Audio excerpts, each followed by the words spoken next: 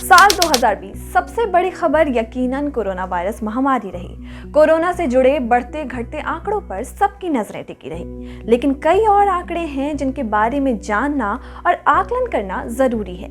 NFHS 2019-20 के data ने भारत में महिलाओं की स्थिति की तस्वीर पेश की। ये आंकड़े पिछले 5 सालों 2015 से लेकर 19 का रिकॉर्ड है। NFHS के इन आंकड़ों के ट्रेंड से कुछ राज्यों की डार्क पिक्चर दिखाई पड़ती है।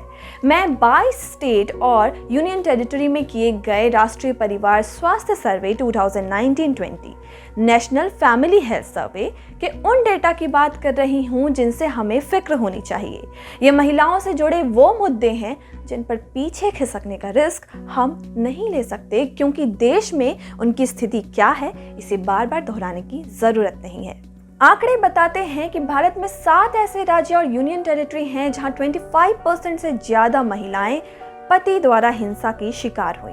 8 ऐसे राज्य यूटी हैं जहां सेक्स रेशियो में कमी आई और 9 राज्यों में वैसी महिलाओं की संख्या बढ़ी जिन्होंने बताया कि बचपन में उन्हें सेक्सुअली अब्यूज किया गया।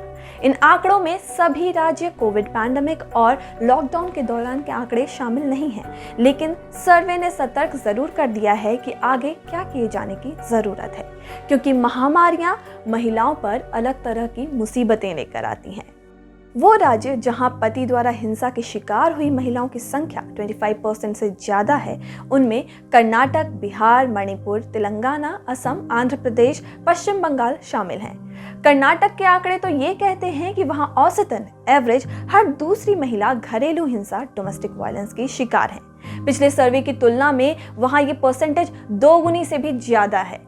बिहार में कमी दर्ज की गई, लेकिन मैं तो कम से कम इसका जश्न नहीं मना सकती, क्योंकि ये आंकड़ा घटने के बावजूद 40% है। अब बात करते हैं उन राज्यों और यूनियन टेरिटरीज की जहां सेक्स रेशियो में गिरावट दर्ज की गई। इस मामले में गोवा, हिमाचल प्रदेश ने सबसे खराब प्रदर्शन किया। बिहार, महाराष्ट्र, मेघालय में भी कमी आई। सबसे अप्रत्याशित कमी केरल में हुई है, जहां 2015-16 के सर्वे यानी पिछले सर्वे के मुताबिक राज्य में 1000 मेल के मुकाबले 1047 फीमेल थी। पिछले 5 सालों में ये आंकड़ा घटकर 951 रह गया है। असम, गोवा, कर्नाटक, महाराष्ट्र, मेघालय, सिक्किम, पश्चिम बंगाल, जम्मू कश्मीर, लद्दाख ये वो 9 राज्य और यूटीज हैं जहां चाइल्ड सेक्सुअल अब्यूज की शिकार हुई महिलाओं की संख्या में बढ़त दर्ज की गई है। अच्छी बात यह है कि अब हम इन संख्याओं को रिपोर्ट कर पा रहे हैं, वरना इसे लेकर महिलाओं का मुखर होना आसान नहीं रहा है। तो क्या महिलाओं के हित में कुछ बेहतर नहीं हुआ? ऐसा नहीं है। ओवरऑल संख्या की बात करें तो देश में महिलाओं पर पति द्वारा की जाने वाली हिंसा में कमी देखी गई है। मेंस्ट्रुएशन के दौरान हाइजीनिक प्रोटेक्शन अपनाने वाली महिलाओं की संख्या में इजाफा हुआ है। हालांकि हमारे यहाँ पीरियड्स पॉवर्टी बरकरार है, जबकि स्कॉटलैंड में तो इसी साल ये कानून आ गया है कि सभी महिलाओं को मेंस्ट्रुअल प्रोडक्ट्स फ्री में दी जाएगी।